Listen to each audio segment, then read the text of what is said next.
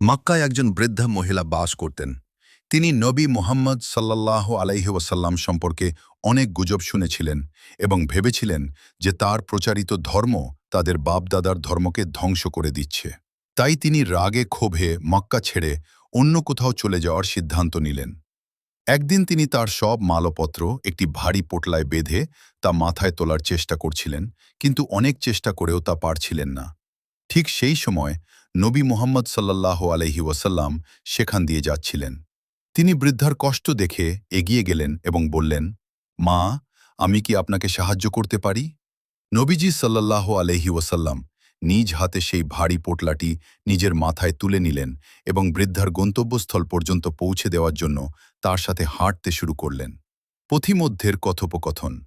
পুরো পথ চলাকালীন বৃদ্ধা নবীজিকে সাল্লাল্লাহু আলাইহি ওয়াসাল্লাম চিনতে না পেরে বলতে লাগলেন, বাছা, তুমি খুব দয়ালু। তোমাকে একটি উপদেশ দেই।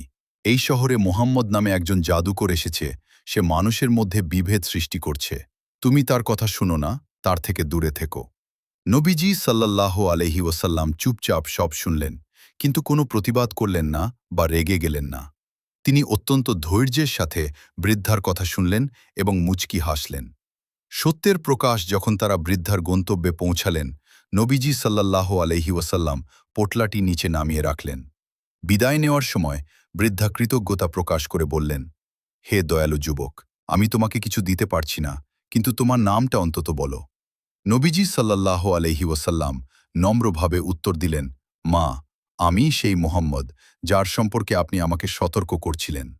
বৃদ্ধা স্তব্ধ হয়ে গেলেন। তিনি বুঝতে পারলেন যে যার সম্পর্কে মানুষ খারাপ কথা বলছিল তিনি আসলে পৃথিবীর সবচেয়ে ভদ্র এবং দয়ালু মানুষ। নবীজির